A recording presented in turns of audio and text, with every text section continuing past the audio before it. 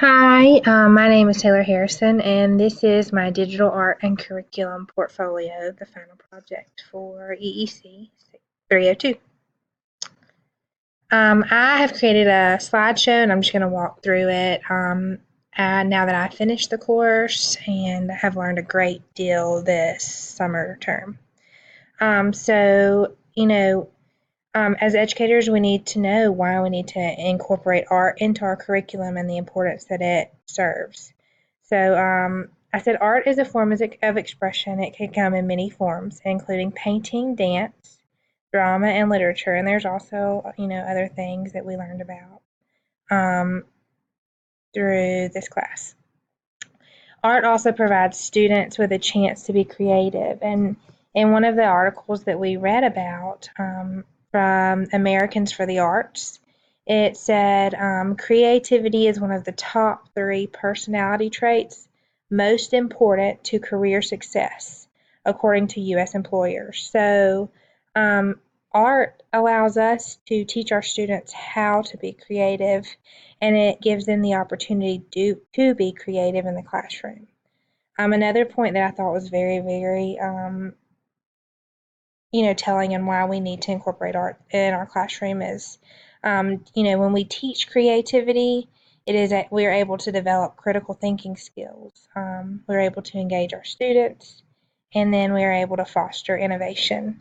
And so I found these quotes, and it says, "Art has the role in education of helping children become like themselves instead of any of more like everyone else." So it's a chance for students to know their value and to see why they are important and what they can contribute to art in the classroom. Art ensures equity for all learners, so any student can learn. I believe that any student can learn to be creative. They just may be creative in a different way. Art provides any student the opportunity to use art as an outlet. And it also provides a chance for us as educators to differentiate for our students. Our students may learn by doing the sketchnoting like we discussed earlier in the class, or which I've outlined later on in the slideshow, or our students may learn about polygons through creating a castle and making our own polygons. So all learners are able to be on the same playing field and also to, learn the same things and be creative as they want. Um, and I think, as teachers, we have to, tell our students that everyone's equal. You don't have to be brilliant to produce art, and you can be creative. It just kind of takes time and how much effort you want to put into it. The arts can be incorporated in other content areas, and I touched on this earlier. Um, Art is a way for students to share what they have learned in a different way than paper and pencil assessments. We think that we need to assess our students and they have to take a test, but really they can tell you exactly what they know and what they've learned through making, some kind of portrait or, painting a picture of what they learned and then discussing it with you. In this course, we were able to incorporate learning polygons with creating a castle. This can be used in any grades math lessons, and we were able to tie it to the artist Paul Klee. Another thing that we could also incorporate art is social studies. The drama like Hamilton, that we are at the end of this program where we kind of looked at that, and Hamilton is able to teach the audience about the president, the man that was on the $20 bill, and about our history and about the way that our country was during that time.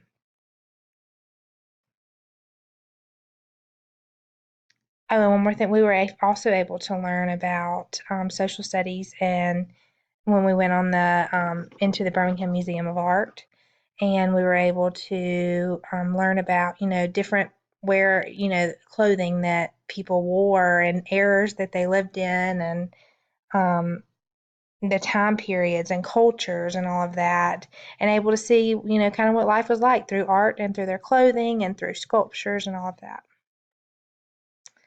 Art provides students with culturally relevant and developmentally appropriate curriculum because it provides art is, just really a discussion starter for many social studies topics. It allows us to discuss our different cultures, and we can view a variety of artistic pieces. And I said, the field trip to an art museum provides students with an optimal artistic learning experience to what life was like in the past.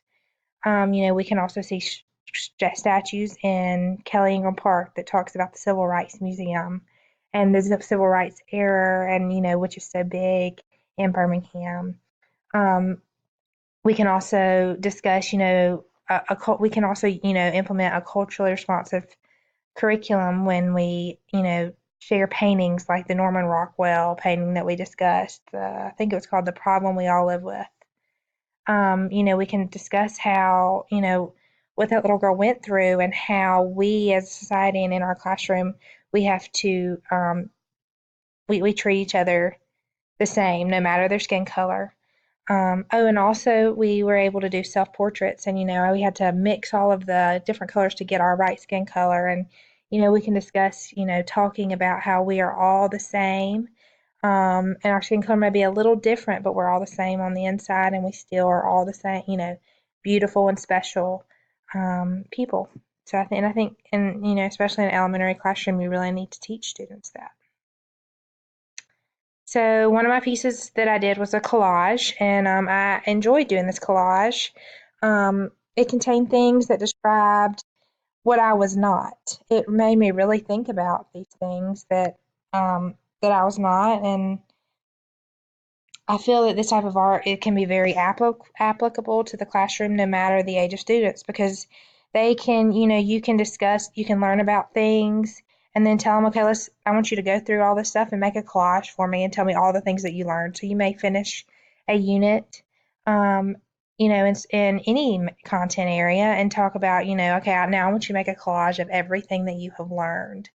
And that could be your assessment piece instead of, a paper and pencil test, like I said earlier. The community scavenger hunt, and I went all over. The city of Birmingham was able to see a lot of things that I don't venture down into the city to see.